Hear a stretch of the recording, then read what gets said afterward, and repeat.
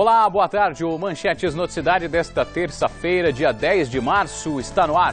E o nosso destaque inicial é para falar que hoje será realizada a primeira oitiva da CPI da dengue na Câmara Municipal de Sorocaba. J. Abreu, boa tarde. Boa tarde, Fernando. Boa tarde a quem acompanha a Manchetes Noticidade. Esta primeira oitiva da CPI da dengue vai ouvir o secretário de Saúde de Sorocaba, Francisco Antônio Fernandes. Daqui a pouco a gente vai falar mais sobre esse assunto, mas você vai conferir outros destaques no Manchetes Noticidade. E por falar em dengue, Boituva decreta estado de emergência por conta da doença. E para não contrair a dengue, a população de Sorocaba começa a utilizar métodos alternativos. E ainda na cidade, moradores reclamam de terrenos abandonados. Para driblar a crise, lojas apostam em vendas por aplicativos.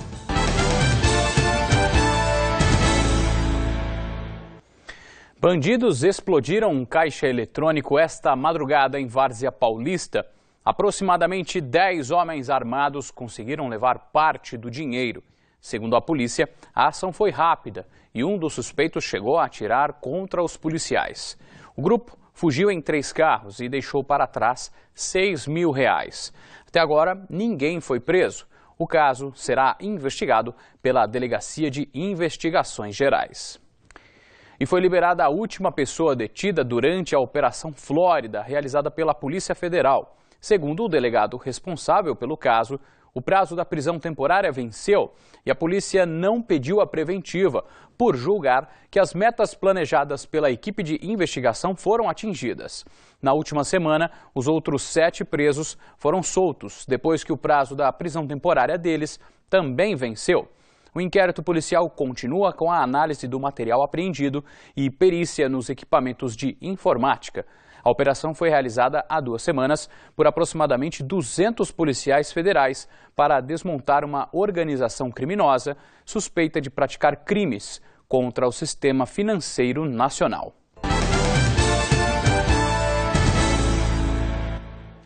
Depois de Sorocaba, Votorantim e Salto de Pirapora, agora é Boituva que decreta estado de emergência por conta da dengue. A cidade já conta com 170 casos confirmados e ações de combate ao mosquito começam a ser intensificadas.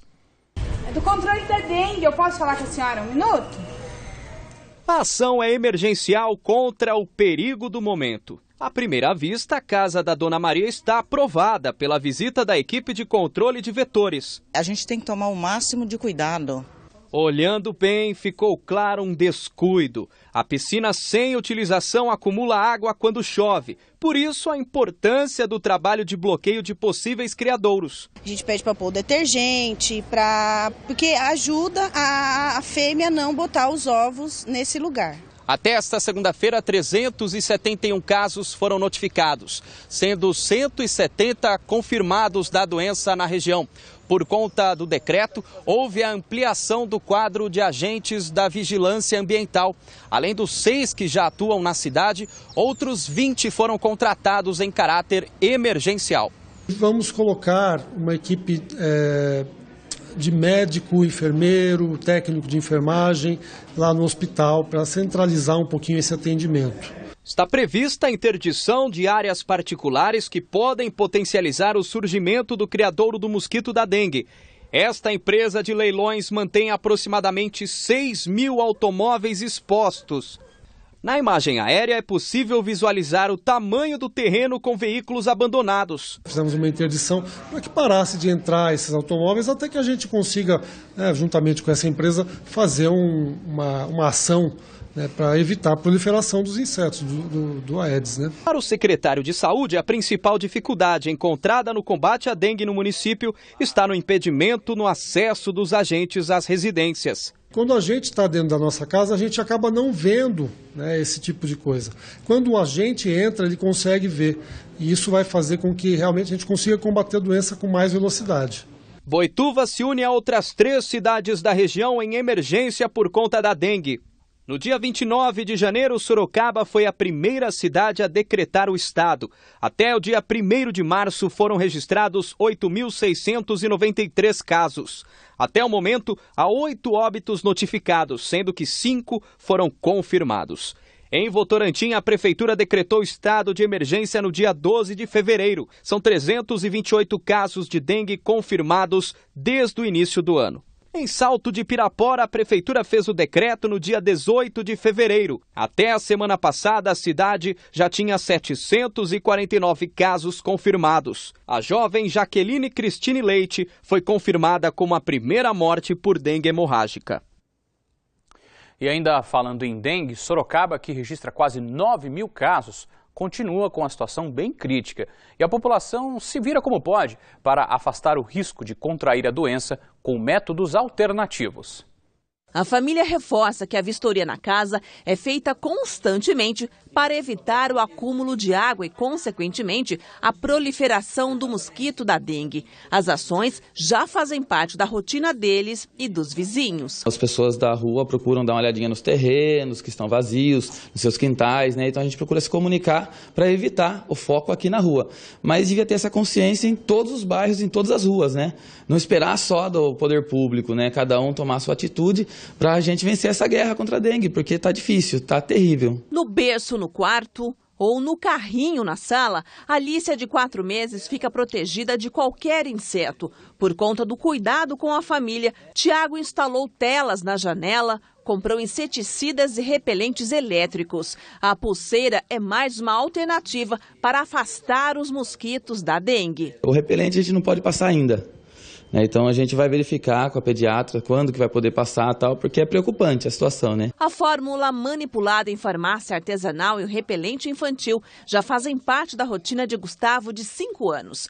Antes de ir à escola, a mãe reforça todos os cuidados. E até na mochila também tem o repelente para a professora reaplicar durante o dia para não ficar desprotegido. As gotas indicadas por uma homeopata são ministradas 3 vezes ao dia e seriam capazes de exalar o cheiro que espanta pernilongos. Agora, Janaína quer saber se a prescrição também pode ser utilizada pela pequena. O repelente na farmácia é para bebê acima de 6 meses, né? E a minha filha tem 4. Inclusive, hoje ela vai no pediatra, eu comprei um de 6 meses e vou levar esse remedinho também para ver se a médica autoriza ou não eu passar nela também. Apesar do comércio de manipulados e de receitas caseiras de repelente com álcool, cravos e óleo, a Vigilância em Saúde de Sorocaba recomenda somente produtos já testados e liberados por órgãos competentes, como o Ministério da Saúde. Como é feito esse produto, como ele é acondicionado e a reaplicação, que fica muito difícil se a gente não tiver provas e testes confiáveis para garantir a necessidade de reaplicação do produto. E ainda em Sorocaba, e também falando sobre a dengue, está prevista para hoje a primeira oitiva da CPI, que apura as causas e a responsabilidade do surto da doença na cidade. E nós voltamos ao vivo falar direto na Câmara Municipal de Sorocaba, onde será a oitiva, para falar com o J. Abreu. Jota, você disse anteriormente que é o secretário da Saúde que vai prestar os depoimentos, é isso? Isso mesmo, Fernando. O secretário Francisco Antônio Fernandes vai estar aqui na Câmara Municipal a partir das 2 horas da tarde para prestar esclarecimentos nesta CPI que foi criada há aproximadamente 15 dias. Eu vou conversar com o presidente da CPI, que é o vereador Carlos Leite. Esta CPI que foi assinada há 15 dias por aproximadamente 9 vereadores, aliás, por 9 vereadores aqui da Câmara Municipal de Sorocaba. Vereador, por que a abertura dessa CPI em Sorocaba? Boa tarde. Boa tarde. A abertura dessa CPI foi em decorrência do grande número de casos de dengue na nossa cidade. E na prestação de conta que foi realizada do ano passado, 2014, foi verificado que não teve uma ação efetiva. Então, eu propus à Câmara Municipal e 9 vereadores assinaram pela abertura da CPI da dengue e hoje estaremos recebendo o secretário municipal da Saúde, Dr. Francisco. Um dos pontos a ser esclarecidos é que aproximadamente só 50% dos imóveis teriam sido fiscalizados, é isso? Correto. Na prestação de conta, verificamos que apenas 50% dos imóveis que eram para ser fiscalizados, que é uma ação preventiva, a Prefeitura não cumpriu no ano de 2014. Então, essas questões, entre outras, nós queremos não só esclarecer na oitiva de hoje, mas teremos outras oitivas e mais pessoas serão convocadas a prestar esclarecimento. Quais outros pontos que são importantes ser esclarecidos?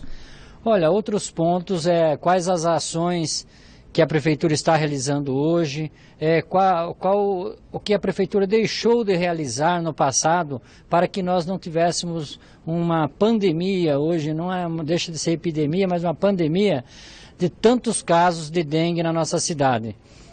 Há questões o lixo, né? É um componente também que pode ajudar nesse caso da dengue. Então nós queremos esclarecimento não tanto da Secretaria da Saúde como também da SERP, que é uma outra secretaria que estará presente aqui nos depoimentos da CPI. Ok, obrigado pelas informações, vereador. E hoje de manhã aqui na Câmara Municipal, durante a sessão ordinária, também a gente teve, falando sobre um outro assunto, dezenas de trabalhadores daquela empresa de refrigerantes, dezenas daqueles que foram demitidos estiveram aqui pedindo o apoio dos vereadores para tentar a revogação dessas demissões ou ainda talvez a contratação deles por uma nova empresa. Os vereadores da Câmara, vários deles se manifestaram solidários a esses trabalhadores, devem abrir uma comissão de vereadores que vai ter uma reunião ainda com essa empresa aqui em Sorocaba. Também a Câmara, como instituição, se prontificou a fazer um comunicado oficial ao presidente mundial desta empresa de refrigerantes sobre essas demissões aqui em Sorocaba. Porém, tudo isso ainda não tem um prazo definido. Essas foram as informações hoje de manhã da Câmara e agora à tarde a sessão da CPI começa às 2 horas e é aberta ao público. Fernando.